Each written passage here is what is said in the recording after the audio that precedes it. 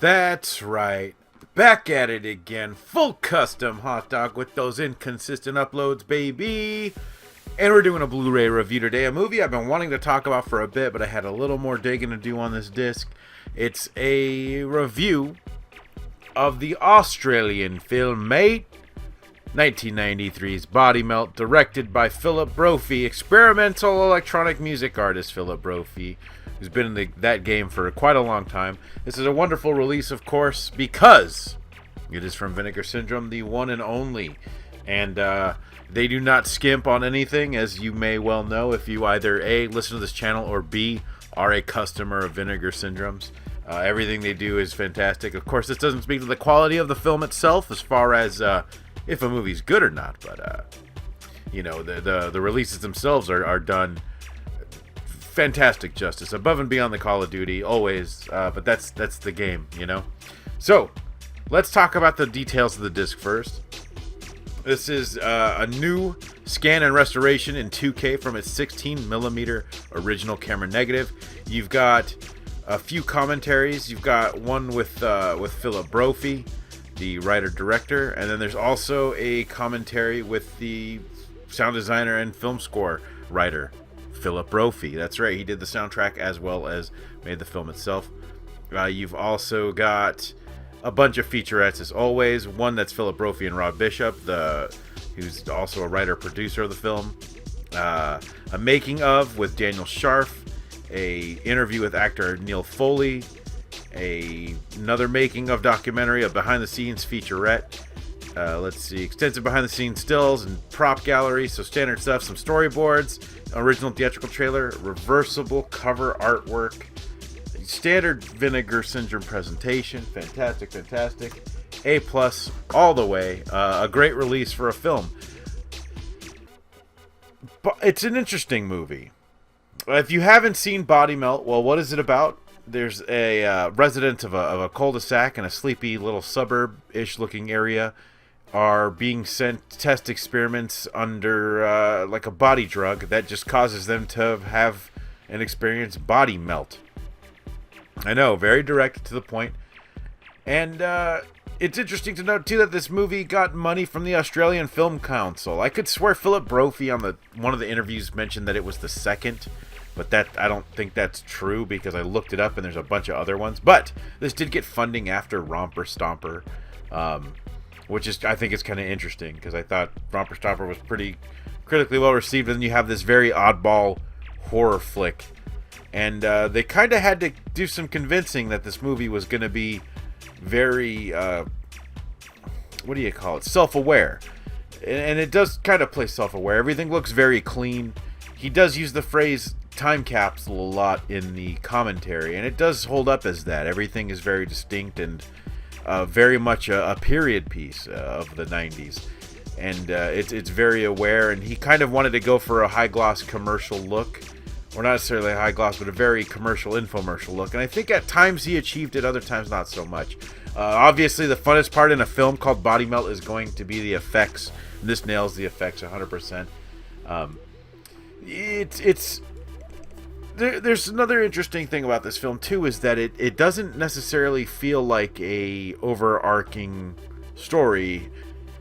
You kind of experience the story from each part of the residents. They each kind of go on their own little body melt adventure, and personally I don't think it goes completely too far enough. And maybe you're thinking like, well, there's a scene where the woman pops out a dude's rib, or the baby scene. Okay, it goes pretty wild, but I still always think something like this could go farther. It's a cool concept. It's almost surprising that Philip Brophy hasn't done more body melt stories. I think this is an interesting universe, especially because the body melting isn't the same every time. It's similar, where these bodies decompose, but sometimes they have tendrils bursting out of them, Lovecraftian-esque, hentai-esque, noodly things come out to sort of go into themselves, and parts get gross, the babies shoot out.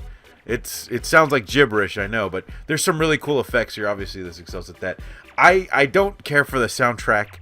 Philip Brophy is known as a experimental music artist. since for a long time, runs a label and everything, and I think maybe its charm is lost on me because I mentioned the time capsule thing. It's very much early 90s techno, and that's weird to me. It's still, I've never been a fan of that. I think it always sounded cheesy. It still sounds cheesy to me. But some of you guys might like it, and you may even bust my chops for my lack of liking it. You've got a pretty solid cast all around, though.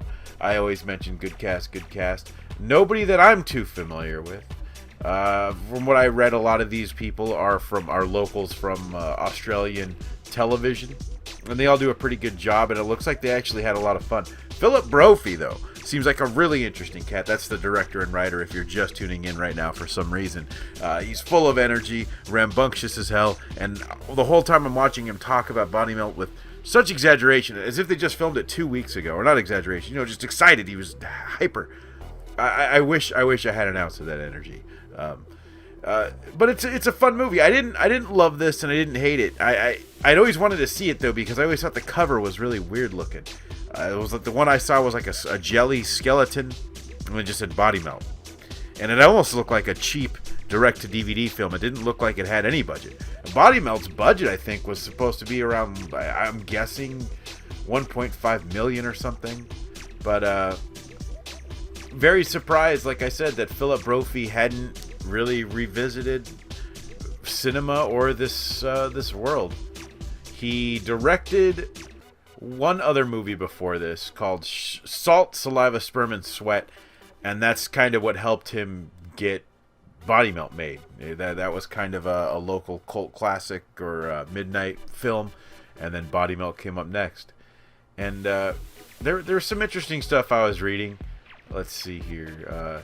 So I did mention it was it had funding assistance from Australian Film Commission and Film Victoria. 2 government agencies backed this movie. That's kind of incredible in my opinion. One thing I noticed was somebody used Face, maybe a magazine or some kind of publication, said a dumb smart satire on health fascism, the kind of movie they just don't make anymore. I thought that was a really interesting point because in the 80s it really did feel like health nuts and health gurus were starting to rise, and health fascism, I feel, is a very accurate term for that. I think that's when Weight Watchers started kicking around and people really treated health and fitness. That was the start of it kind of being a religion. So I actually really liked the use of the phrase health fascism. And after I read that, it actually did kind of change my opinion on the film a little bit. Not that I didn't already enjoy it or have a good time, but just that I saw it in a different light of this overzealous fitness company that is health fascists that are trying and going too far. What is too far, etc., etc. But this is a fun movie. If you're into body horror, you should definitely check this out because there are some really cool effects in here. I don't necessarily recommend it to everybody. It might be a little too goofy for some people. I read that it was a little influenced by Peter Jackson's goofball stuff, but some people love Peter Jackson, and you know what? I love Peter Jackson. Rumors are saying that there are some Blu-rays coming of Dead Alive and his other stuff, but those rumors have been around for a while, and they've resurfaced again. But anyways, pretty solid flick, a wonderful surprise, fun, a great first time watch, great blind watch. I'll actually enjoy revisiting this, I feel. And also, this probably means nothing now because I think if you order it, you no longer get the slipcover. But if you order stuff from Vinegar Syndrome immediately, it comes with a limited slipcover, and those slipcovers have been really good quality. I'm not talking like the usual Scream Factory or Shout Factory, just a pop-on cover, or Vestron's just regular cover. Like, these covers are slick, well designed. Usually they're cut or something. They usually have something kind of cool to them, and I really like the Body Melts one. I'm gonna use that for the cover photo, I think. But you should be ordering Vinegar Syndrome stuff in general and preferably immediately. But it's kind of hard because unless you're like really, really well seasoned, most of that stuff's going to be a blind buy. But I'm speaking for myself, I think, mostly because a lot of Vinegar Syndrome stuff is blind buy for me. And I haven't quite been disappointed yet, really. Because even if I haven't liked a film, I still... I want to say I'm still glad that I have it, but then I have Liquid Sky, and I really don't like that movie. I may need to rethink that. Anyway, check out Body Melt. Rent it. Buy it from Vinegar Syndrome. Pick it up directly from Vinegar Syndrome. Support these killer Blu-ray publishers. What a time to be alive. But maybe actually, you know what? It should be a rental before a blind buy, I would say. But I'm still glad I own it. I dig it. So check out Body Melt, a wonderful feature. And now I feel like I've learned so much more about Australian culture. So anyways, this is Full Custom Hot Dog. You can holler at me on Twitter. Full Custom Hot Dog without the last O, because that is just too long for Twitter. And until next time.